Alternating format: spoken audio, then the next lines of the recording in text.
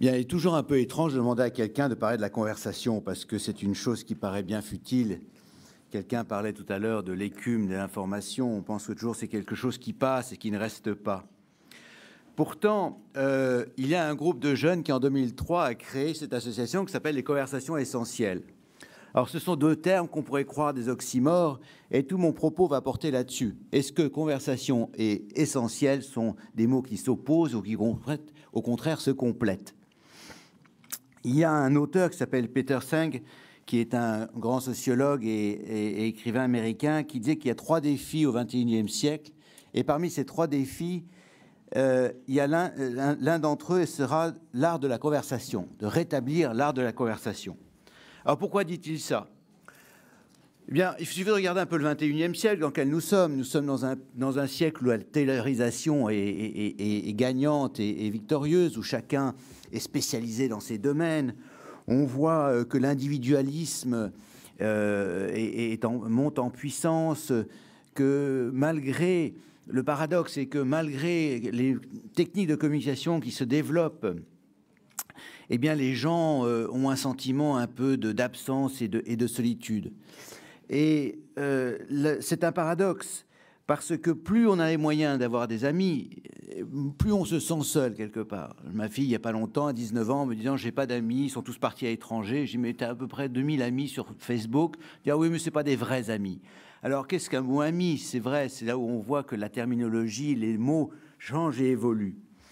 Alors, ce groupe d'amis, sous la présidence d'un garçon qui s'appelle Guylain d'Alençon, et qui malheureusement n'a pas pu venir aujourd'hui, parce que justement il est aux États-Unis, parce que les Américains sont absolument fous de la conversation et veulent absolument aussi rétablir ce mode de communication, ce mode d'échange.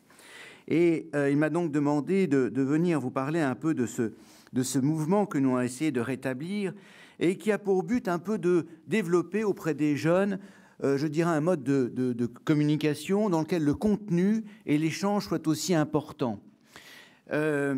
C'est une nécessité de discuter autour de questions d'humanité, aussi bien de société. C'est une approche multidisciplinaire et bien sûr dans le respect de chacun. Alors nous avons traité durant ces 8 dernières années, aussi bien ici qu'ailleurs, de thèmes aussi bien que vers quoi court-on, la mort, une question taboue, en quoi la beauté rapproche les hommes, le talent, c'est quoi? Ma liberté est-elle une illusion? Toutes sortes de sujets qui sont d'ailleurs proposés par les membres de l'association eux-mêmes. Donc, ce n'est pas des sujets qui tombent du ciel comme cela. Alors, si je remonte un peu historiquement sur la notion de conversation, et je fais un peu d'étymologie, c'est toujours intéressant d'avoir l'histoire des mots parce qu'il donne un peu les fondements et puis les racines. Dans le bas empire, conversere voulait dire simplement se tourner vers. Déjà, c'est un élément intéressant, se tourner vers quelqu'un. Hein. Aujourd'hui, on se tourne vers son écran, mais là, c'est tourner vers quelqu'un. Et ensuite, ça a évolué au Moyen-Âge, où converser, en fin de compte, c'était simplement vivre avec. Ce n'était pas plus. Ça voulait dire, je converse avec ma tante, mes enfants, ma famille. Ça veut dire vivre avec, ce qui est déjà un élément aussi intéressant de la notion de conversation. Et puis, tout au long du XVIe, XVIIe et XVIIIe siècle, vous avez la notion de conversation que vous connaissez bien, puisque ça fait référence au salon littéraire. Et il est intéressant aussi de voir de ce propos que l'histoire des pays a jamais aussi accéléré que lorsque il y a eu des conversations, des débats et des échanges qui ont été établis d'une manière un peu formelle.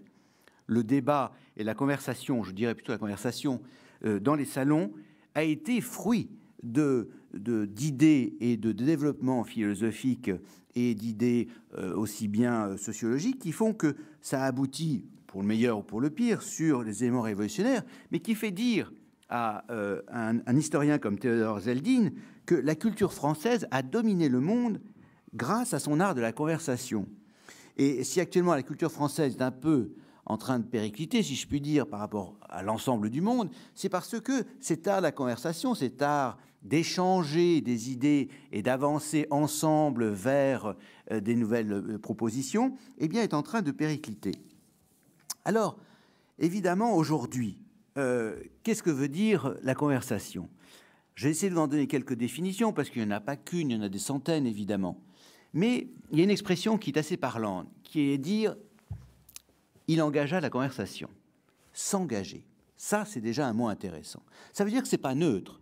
Ce n'est pas avoir un échange poli, neutre, je dirais insipide. S'engager, cela veut dire vraiment prendre le risque de engager la conversation, de prendre contact et de se livrer un peu auprès de la personne à qui on s'adresse. Cette expression aussi est intéressante parce qu'elle veut dire par là que ça demande aussi une capacité d'analyse, évidemment, et une capacité de réfléchir sur sa propre pensée. Les qualités reprises d'une conversation sont beaucoup plus rigoureuses que l'on pense. On n'est pas dans les conversations, dans les précieuses ridicules où l'on dit « amenez, madame, s'il vous plaît, les commodités de la conversation ». Non, on est dans un échange assez rigoureux. Et La Rochefoucauld, de ce point de vue-là, d'ailleurs, disait une chose intéressante, c'est « bien écouter et bien répondre est une des plus grandes perfections que l'on puisse avoir dans la conversation ». Donc, si vous voulez, je ne vous parle pas d'une conversation qui serait simplement un échange, genre « passe-moi le sel » ou « à combien est le pain aujourd'hui ». Non, je parle d'une conversation où il y a un intérêt de construire ensemble, de débattre, de mettre en avant ses idées, de mettre en avant son opinion, de mettre en avant ses sentiments, et à partir de là, d'avoir une réponse, de débattre et de s'enrichir soi-même, s'enrichir et enrichir les autres, évidemment. Ça veut dire que la conversation a deux objectifs. Je dirais qu'elle est créatrice et apprenante. Apprenante parce que, comme je vous le disais, on apprend sur soi et on apprend aussi par rapport aux autres. Le chat, qui est bien connu dans ce que tous nos jeunes utilisent, est une fausse conversation. Pourquoi ça? Parce que vous pouvez l'arrêter quand vous voulez. Parce que vous êtes totalement maître de la situation. Si jamais vous sentez que vous allez dans un sens et que la personne ne vous répond pas comme vous voulez, ou vous sentez que ce n'est pas la chose qui vous plaît, vous pouvez arrêter la chose. Or, une vraie conversation, je dirais à deux ou à plusieurs, nécessite bien sûr une capacité à réfléchir par rapport à ce que l'on vous dit, à donner une réponse, à se trouver parfois à porte-à-faux, parfois en contradiction, l'accepter, en donner une raison, et ainsi de suite.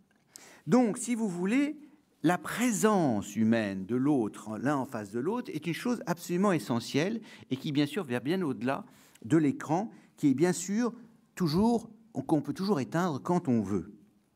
Et c'est pour ça que je pense que ça, c'est la notion créatrice. Il y a aussi une autre apprenante, pardon. L'autre élément, c'est la notion créatrice. Dans le sens que, vous le savez très bien, que dans les entreprises, j'ai toujours marqué une chose intéressante, c'est que on appelle ce qu'on appelle des vidéoconférences. Vous savez, lorsque dans une entreprise internationale, il y en a un à New York et l'autre à Paris, eh bien chacun se parle à travers un écran. Lorsqu'il s'agit d'échanger des informations, des chiffres, etc., les choses se passent généralement bien. Mais dès qu'on aborde les problèmes de réflexion, soit les problèmes de réflexion stratégique, de réflexion éthique sur l'entreprise, etc., tout de suite, la conversation devient difficile et les gens ne l'aiment pas du tout et on arrête assez rapidement. Et les gens ont besoin de se voir. Et malgré les vidéoconférences, les voyages d'affaires n'ont jamais autant existé, les gens ont besoin de se rencontrer, de discuter ensemble, de débattre. La petite histoire dit qu'avant que M. Botha et M. Mandela décident ensemble de mettre en place un processus pour supprimer l'apartheid, sous l'égide des Anglais, ils se sont rencontrés un week-end entier en Angleterre, dans une propriété anglaise pleine de verdure et très belle, où pendant un week-end, ils n'ont pas cessé de parler ensemble, ils n'ont pas cessé d'échanger, de discuter, quasiment jour et nuit, dormant très peu. Et c'est à la fin de ces week-ends, c'est à la fin de ces 3 jours de discussion non-stop, qui sont arrivés à aboutir à un accord pour non seulement bien sûr mettre fin à l'apartheid, mais aussi mettre en place la procédure qui ferait que l'Afrique du Sud ne tomberait pas dans l'anarchie et dans le chaos. Donc, si vous voulez, la conversation nécessite écoute, nécessite d'argumenter et nécessite d'observer. Ce sont des qualités qui sont nécessaires. Cela veut dire que pour nous, la conversation est une nécessité, est essentielle pour 2 raisons. D'une part, parce que c'est la résurgence du lien social. Et ça, c'est absolument indispensable. Le lien social est en train de s'effilocher, est en train de disparaître à cause des écrans. C'est-à-dire que les gens s'isolent et que les gens ont une sorte d'inhibition à se rencontrer. Vous avez sans doute pu remarquer qu'une partie de nos jeunes aujourd'hui font ce qu'on appelle, je reprends le terme parce que je ne suis pas sûr du terme exact, du binge drinking. Du binge drinking, ça veut dire boire le plus rapidement possible une dose d'alcool suffisamment forte pour être ivre-mort en quelques minutes au début des soirées. Et c'est une habitude que, à ma génération, on ne connaissait pas. Je ne dis pas qu'on ne buvait pas, mais au moins, on le faisait doucement, tranquillement, tout au long de la soirée. Là, c'est des quantités d'alcool très fortes. Et un sociologue a proposé cette analyse en disant « Les enfants, aujourd'hui, sont tellement habitués d'être isolés derrière leur écran que dès qu'ils vont dans un groupe, il y a une inhibition et une sorte de peur de rencontrer l'autre, d'affronter l'autre, qui, pour l'éliminer évidemment, eh bien, se précipite sur l'alcool pour être, je dirais, désinhibé et pour pouvoir avoir une relation sociale plus simple. Mais voyez-vous, c'est assez intéressant que de plus en plus, le rapport à l'autre, le rapport à l'humain, le rapport à la chaleur humaine de l'autre est quelque chose qui devient plus difficile, bien qu'on ait tous les moyens de contacter la Terre entière. Donc, résurgence du lien social, c'est absolument essentiel.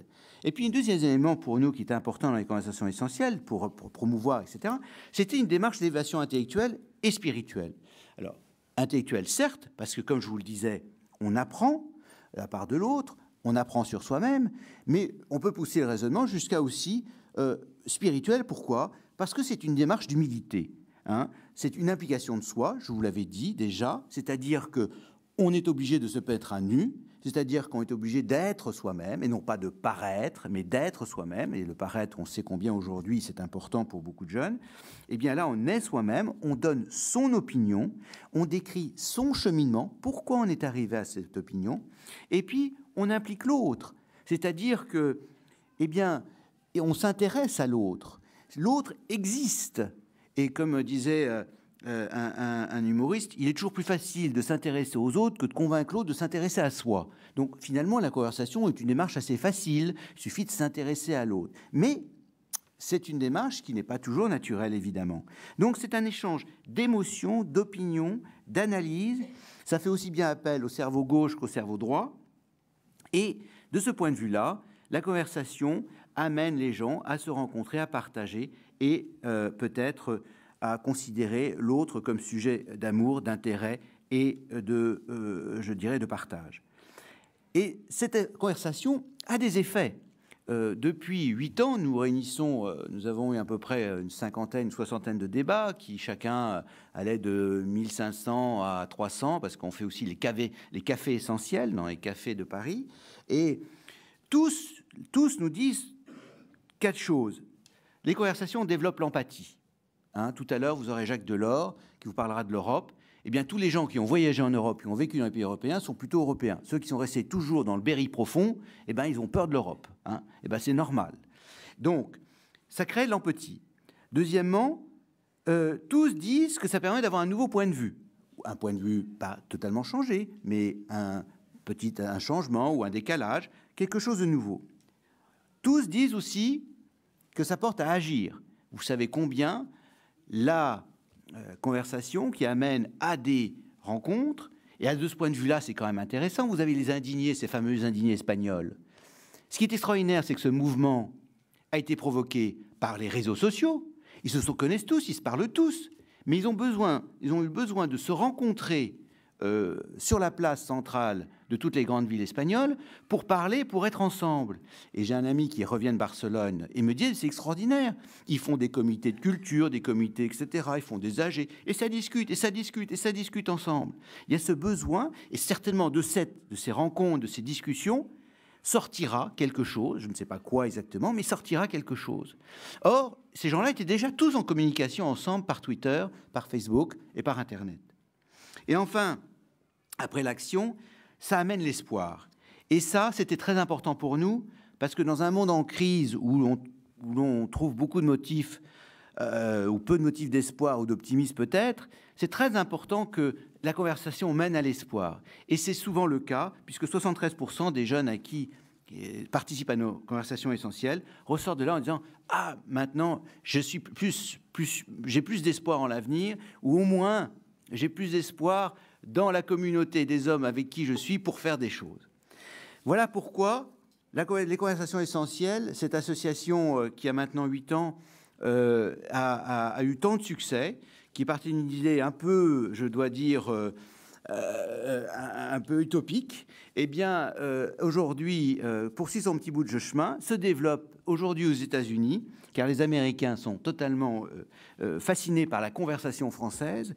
Et je ne peux qu'en conclusion laisser la parole à Paul Valéry, qui, sur le fronton du Musée de l'Homme, a laissé ces mots en disant « Il dépend de celui qui passe, que je sois tombe ou trésor, que je parle ou me taise, ceci ne tient qu'à toi. Ami n'entre pas sans désir. » Merci beaucoup.